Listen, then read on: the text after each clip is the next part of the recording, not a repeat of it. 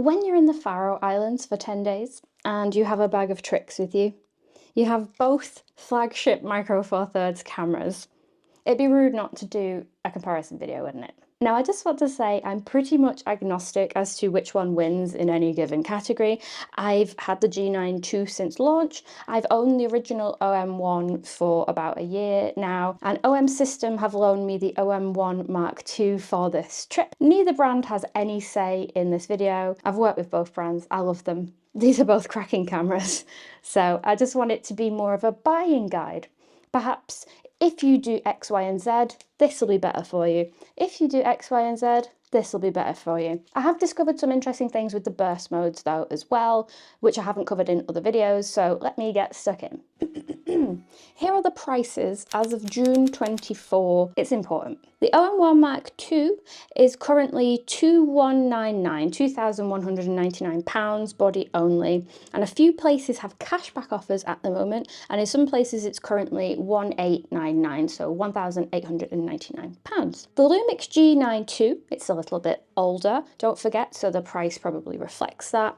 It's £1,689 currently across many places in the UK, body only. So as you can see, the G9ii is a little bit bigger, but it's not the end of the world. You know, some people online are like, this is a brick, it's the same size as the full frame cameras, but come on guys, you know, sometimes I pick the wrong one out of the bag because they look so similar. They're not that much bigger. However, the OM1 Mark II is the smaller camera. And for my hands, which are on the small side, I find the ergonomics and the grip to be a heck of a lot nicer on the OM System cameras versus the G9ii/S52/S52X, because they all have the same body. Where in particular I think the design is a little bit better on the OM System cameras is these twisty dials at the front and the back. On the G9ii, you have these larger style dials, and my goodness, they are really quite easy to knock. I do it all the blooming time. The GH6 and the GH7 have the other style dials at the front, and I much prefer that over the G9ii. However, it's a very small thing. It's just something that has consistently annoyed me a few times now because they're just so easy to blooming move. Conversely, when I have my eye to each of these cameras, I can find my way around the Lumix cameras a hell of a lot easier.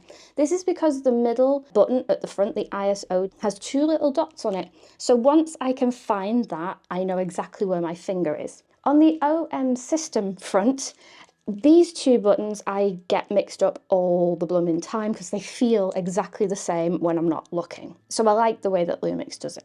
I think basically there is an ultimate sort of, you know, transformer type Frankenstein camera where you could make the best camera ever with bits and bobs of both of these. They've both got great things going for them. And otherwise they are very similar. They're both weather sealed, they both have a flippy screen, they both have a bright and usable, wonderful EVF. They're both well thought out cameras, they just have different ways of doing things. So let's cover photo quality and features outside of the burst modes. I'll stick that in a separate category. In the G9ii, you have a larger 25 megapixel sensor, and you have this proprietary technology called dynamic range boost. It happens automatically, and when you take a photograph, it takes the photograph at different gain levels and then makes sort of the cleanest and least noisy image it can out of all of the data that it's processed. It's really quite cool. Lumix play it quite close to the chest. They haven't really explain too much about what actually goes on because it's their own thing. And in practice, it does seem to work very well. I found that the low light performance is massively improved on the G9ii versus other Lumix cameras. I've found that noise levels are kept to a minimum. If you underexpose something on the G9ii, you've got so much more leverage to pull things back. Whatever they've done, it's working. It's a very, very, very nice raw file format to work with when you are pushing and pulling things in editing. Just a quick note about dynamic range boost because it is important for later. It's automatically on, except under 1/15 of a second, and it's not on at all in any of the high frame rate burst modes. See where I'm going with this? I'll circle back round to that. Let me show you in some real world examples how that actually looks in practice. It's quite negligible, to be honest. I do think the G9ii has the edge with low light and dynamic range and colour reproduction as you would blooming hope so, because it's a bigger sensor, it's a newer sensor, and you've got your dynamic range boost. So first of all, we've got this image from the G9ii, and it's at 12,800 ISO, and you know, it's all right. I think the colours are relatively accurate. This is the OM1ii version. I think the colours have shifted a little bit so that the reds start to look less authentic, and you can see quite a bit more colour noise as well. That's the G9ii,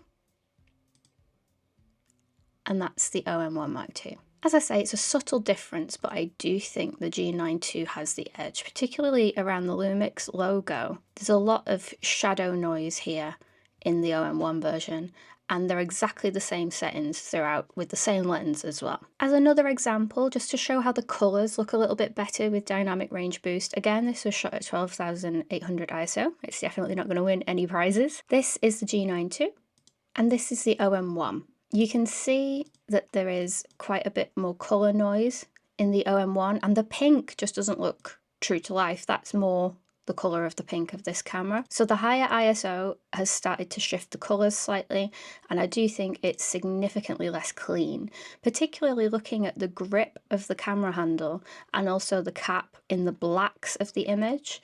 Here you can see that there's a lot of colour noise and green creeping into the blacks. Again, subtle, but I do think the G9ii with dynamic range boost does give you cleaner images overall. Now, I've done a lot of forum searching, and people a lot cleverer than me have come up with this conclusion. The G9ii sensor is not stacked, so the OM1 does have that huge benefit going for it, but the G9ii sensor is about as fast as a non-stacked sensor can be. The rolling shutter is kept to an absolute minimum for a non-stacked sensor, which is very handy for the burst modes, and it's handled every sort of high-speed scenario I've thrown at it brilliantly, from wildlife to birds to fire. I've done a lot with the G9ii, and I've not noticed anything negative about the sensor performance at all. This is a stupidly long lens at 1200mm, and I was whipping the camera about quite fiercely to follow the puffins, but this is actually the first incident of minor rolling shutter that I've found in the burst modes in the G9ii. Can you see the little wobble of the cliffs in the background? Now, of course, if you was to take one of these shots in isolation, you probably wouldn't notice at all. It's just because I'm playing it in a sequence that you can actually see the effects of the rolling shutter. It's usable, it's fine, but you don't get that with the stacked sensor of the OM1ii. The OM1ii and the original one have a 20 megapixel backside illuminated stacked sensor. So backside illumination is supposed to help with noise reproduction, to keep noise to a minimum, and the stacked nature of the sensor means that the readout speed is super duper fast, so rolling shutter is just a non-issue. In all of the burst modes I've ever used on either of the OM system cameras, everything is just wonderful. It's wonderful, wonderful. It's designed from that point outwards to just be absolutely optimized for burst modes and wildlife. And another interesting benefit that I've been learning about recently is the size of the OM system RAW files is much, much smaller than the G9ii. This obviously has some benefits when you are writing to cards very quickly. So whatever they've done with their compression, they've got a really good balance between the quality inside the RAW file and how small the file size is to manage. So on paper, they both seem to be doing different things and prioritizing different things. The G9ii has larger file sizes with the dynamic range boost information, and then the OM1 wants it to be small, easy to write to the files, you know, snappy sort of priorities. Let's talk about high res modes. I'm only bringing this up because the OM1ii has a new trick up its sleeve, and that is that the high res modes that it shoots can now shoot in 14-bit RAW files if you turn that mode on. Now, the 14-bit RAW file versus 12-bit means that you will get better color reproduction and color depth in the files, and obviously you're using a high res image as well, so it will give you a heck of a lot more pixel detail. Let's have a look in practice with the 14-bit RAW file from the OM1ii versus the standard RAW file. So take a pixel peep at these files. This is the standard RAW file on the OM1ii, and it's taken on a very bad lens at 12,800 ISO. So it's not the worst thing I've ever seen, but you can obviously see quite a bit of grain. Here is the same scene using the 14-bit handheld high-res mode. hold on to your butts. What? Look how clean that is comparatively. So noise hell, super duper clean.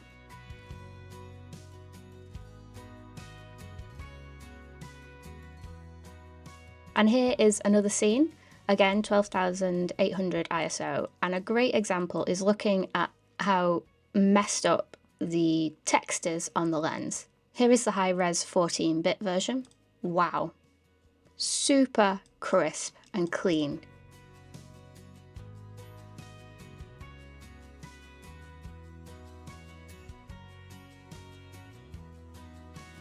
Just a word of warning, in some electronic lighting you will get banding as it stitches together. This was fine because I was using studio lights, but standard lighting will cause you trouble. But otherwise, what the heck? I think it's quite impressive. Obviously you can only use this mode in certain scenarios, but for landscape photographers this could really push you towards the OM1ii, because if you are in tripod mode, taking a picture of a mountain that ain't going nowhere, you now have a massively higher megapixel count to deal with and a 14-bit depth RAW file. So that's really, really cool. Conversely, the G9ii does have a high-res mode, so you can do up to 100 megapixels handheld, but you don't get the extra 14-bit file. Let's talk about computational features. I love me a computational feature. And OM System and Olympus prior to that have always been the pioneers of this sort of technology. It's very unique to what they offer. Both the G9ii and the OM1ii offer live composite mode, which is, to be fair, my favourite computational feature, so I'm glad that both cameras have it. But aside from that, everything else is on the OM1ii. You have live ND, and you also have live graduated ND now, which is a new feature for the OM1ii, where you can literally on the screen just swipe down where you want your graduated filter to be. It's cracking for landscape photographers. Actually, I take that back. I think if you're a proper landscape photographer, that's all you do, you probably have a physical graduated filter.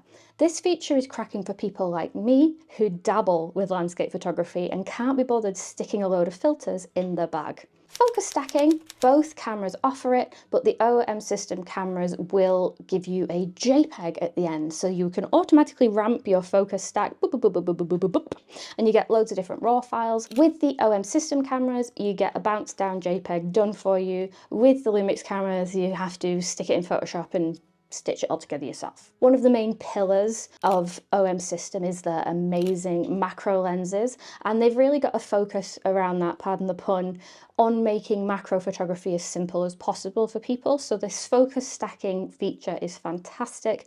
It does all the work for you, and if you are heavily into macro photography, the OM System is the way to lean. Stabilisation. I have spoken ad nauseum about this on my channel, so I shall not linger. Basically, the two brands do things slightly differently. Both cameras will have in-body stabilisation, and they're both excellent at that. And then both cameras have electronic stabilisation, and they're both pretty good at that as well, though the Lumix one in particular is mind-blowingly good. I think that has been pretty much... Everyone says it's the best of any brand ever, particularly in the video. You know, you can just walk with the e-stabilisation on and it looks like you're holding a gimbal. Where the brands differ is in lens stabilisation. So with Lumix, the method is you can have pretty much any stock lens that you like from any price point. All the zooms as well will have stabilisation, and that will work in conjunction with the in-camera stabilisation and give you extra stops. OM System have a similar thing, but that is only for their expensive pro zoom lenses, the super zoom lenses at that. There's only a handful of lenses that have the stabilisation, which is fine because without that it's still stable enough, it's absolutely fine. And you could argue that it's the longer lenses that need the additional stops of stabilisation. Anyway, I just think it's an interesting thing that differentiates the brands. If you are shooting OM System, you only feel the benefit of that stabilisation sync if you are doing a specific genre of photography and video, which is super zooms, wildlife, sports, etc. In the Lumix system, it's open for everyone at any budget to use, regardless of what they're shooting. Okay, let's move on to the burst modes. This is where I have had a lot more real-world experience since my previous comparison videos with both brands, and I have some updated thoughts and feelings about how each brand goes about the burst modes. So the OM1 Mark II shoots 50 frames a second with certain pro lenses, or 25 frames a second with everything else. The G9 Mark II offers 60 frames a second regardless of the lens, but obviously, you know, better quality lenses will give you better results, just use common sense. And there's also a 20 frames a second option as well if you want to conserve on memory card space, etc. In my experience, the 20/25 frames a second is more than enough for most circumstances, so don't let that be a deciding factor. And now I'm very happy to say that the OM1 Mark II now has a 200 frame buffer, up from 92 in the original OM1, and that now brings it on par with the G9ii, which also has a 200 frame buffer. So on paper they would be evenly matched, right? Absolutely blooming not. So let's go through how each brand works with these high speed modes. First of all, the Lumix G9ii. We press the shutter, we're at 20 frames a second, we go, go, go, go, go, absolutely textbook consistent until we hit the buffer. And then it's like a brick wall of nope, and the camera is writing to the SD cards, and until there's a significant chunk of space in the buffer, you're stuck waiting for the camera to write. And the important thing to note here is when the G9ii hits the buffer, or when you take your finger off the shutter and stop that burst mode, it only starts writing to the cards then, at the end. That's important. The OM1 Mark II, and the original OM1 for that matter, the minute you start shooting, it will start writing. So even as you're shooting, it's emptying the buffer as it goes. And what the OM cameras prefer is, rather than have 25 frames a second and then you hit the buffer, when you are approaching the buffer, it'll slow down a little bit. So maybe towards the end of that buffer, you'll get 10 frames a second or 8 frames a second. Instead of offering a consistent thing and then bang, end, it'll slow down. Whether or not you prefer one or the other is personal preference. Remember before when I was talking about the size of the RAW files?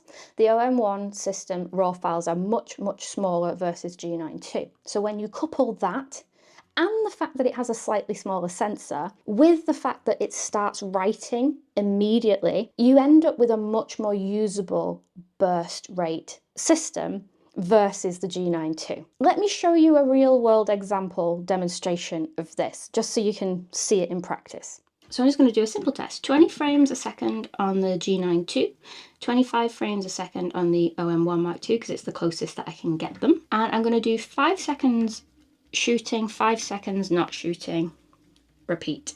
So in the first burst mode, as you'd expect, both performed brilliantly. 84 versus 108. And remember that the G9ii is running at a slower burst mode anyway, so it will always have a little bit less. In the second go, everything was fine again, but then we come into trouble. There's an unusable third burst mode from the G9ii with only 8 shots, and then it's the same story again in round 4 where there's only 9, whereas 21 is pretty usable. So these are the results, and you can see for one-off bursts the G9ii is very predictable and very good, but for longer sustained, a couple of goes in a row, the OM1 Mark II won't let you down. And for those better at maths than I am, the G9ii gave me exactly 200 shots before it conked out, whereas the OM1 Mark II gave me 292. So despite the buffers being the same, the buffer clears much faster on the OM1 Mark II. Now I just wanted to show you the writing time next. You can continue shooting when this happens, but look how much faster the OM1 will write. The OM1 Mark II stopped. Almost 100 more files versus the G9ii. And this comes down to just the size of the RAW files are double on the G9ii, so of course it takes a little bit longer. And it's just stopped. 4.5 minutes. I just wanted to show that if you wanted to use the mechanical burst mode, you can go wild. I've never had a scenario where I've needed to shoot longer than this.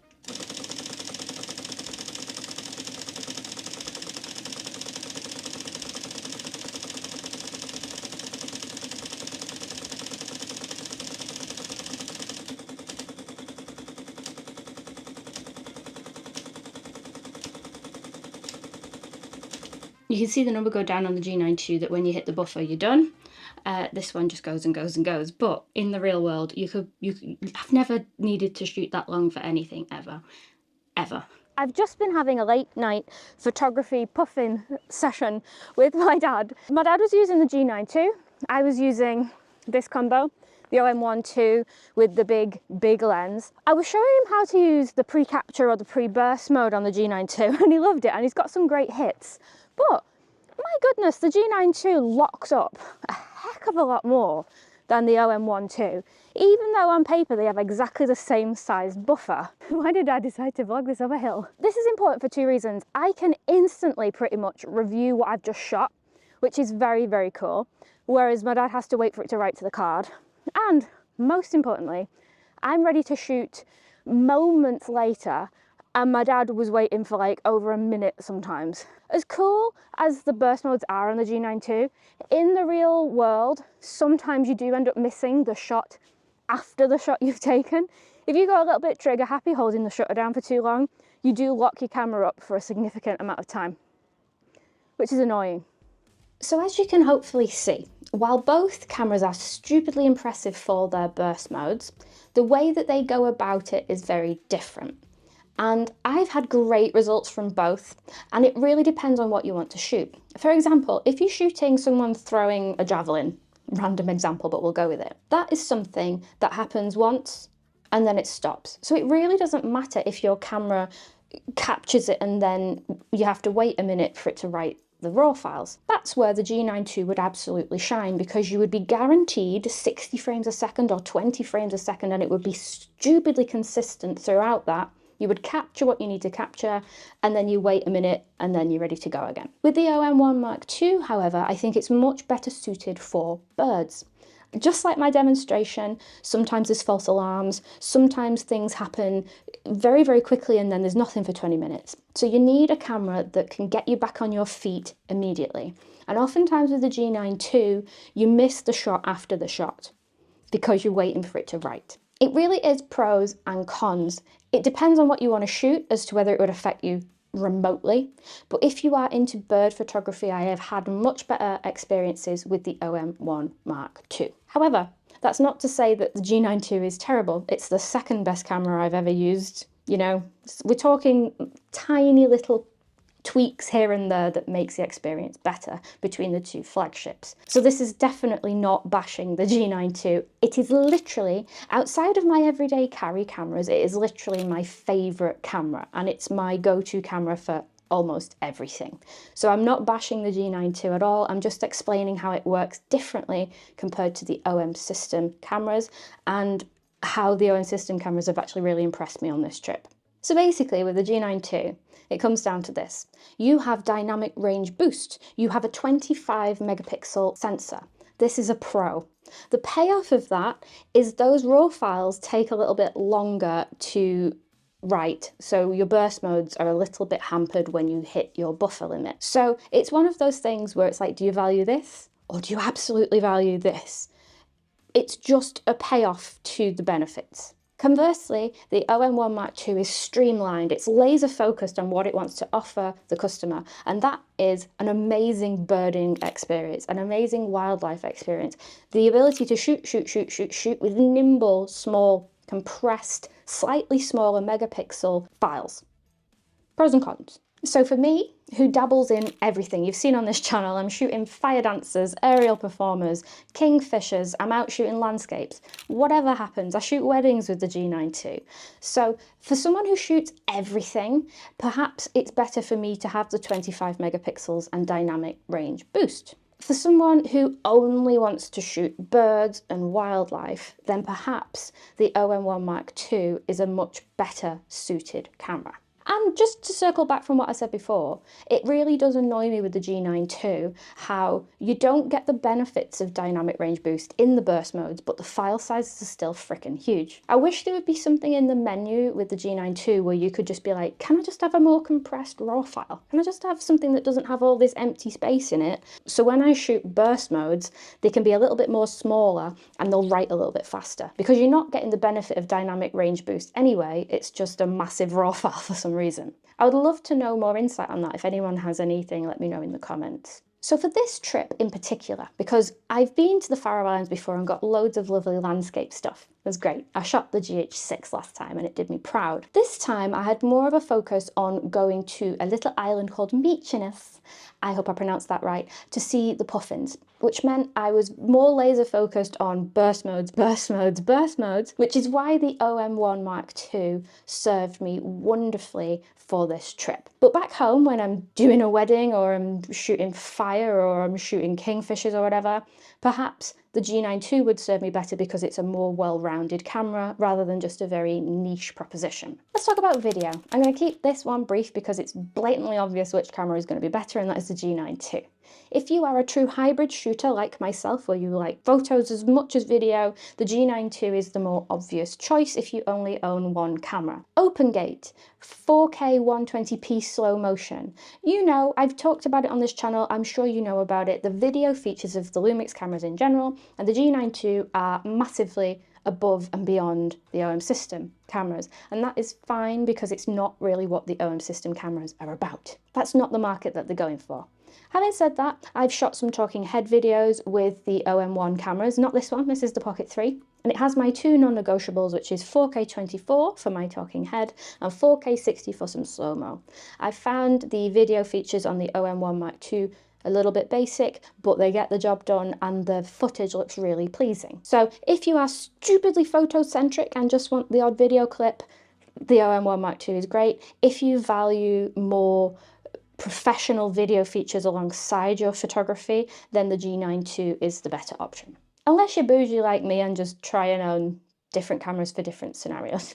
So for subject detection, I went to Kenya with the original OM1 and the G9ii, and in my experience shooting for, I don't know, 10-hour days for 2 weeks, I found that the G9ii was more reliable with subject detection compared to the original OM1. I often found on the original OM1 turning off the tracking made it a little bit better sometimes, which seemed a little bit counterintuitive to me. And it makes sense as well because the G9ii was the newer camera versus the older OM1. The OM1 Mark II has bridged that gap spectacularly. The Bird AI is nothing short of a revelation. I don't have missed shots at all.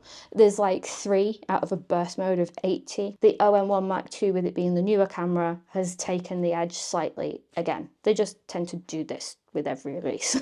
So this isn't terribly fair because it's an OM system lens on the Lumix system, but it's the only one long enough for this scenario, so we're just going to deal with it. As you can see, it's doing an alright job. What I find with the G9ii more than the OM1 Mark II is there will be images slightly missed. I think with the OM1 it's either like convincingly caught or very out of focus, but there's a few in the beginning of this that are a little bit soft.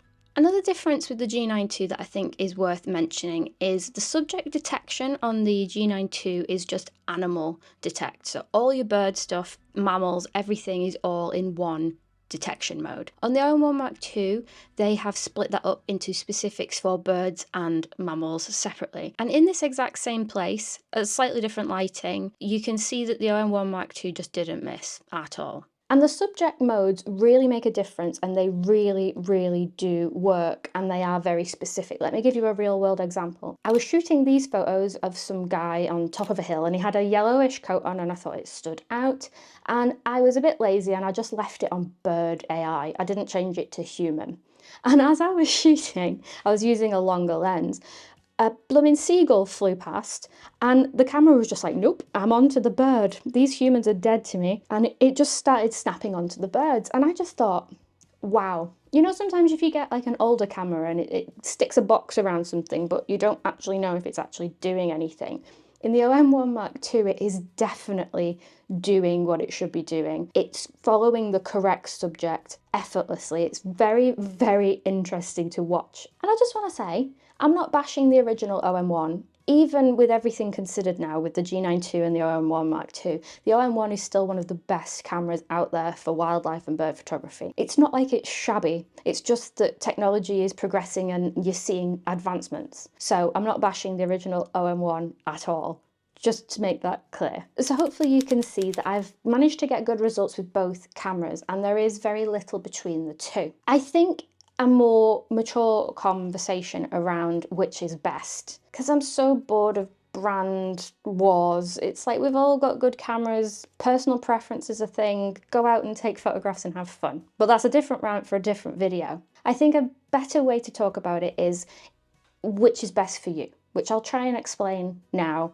in my opinion. If you are 100% into wildlife and bird and sport photography, get the OM1 Mark II. There is nothing better. You can use your burst modes over and over and over again. It's truly impressive. The new updates in the autofocus and subject detection, wonderful, wonderful, wonderful. Just buy it.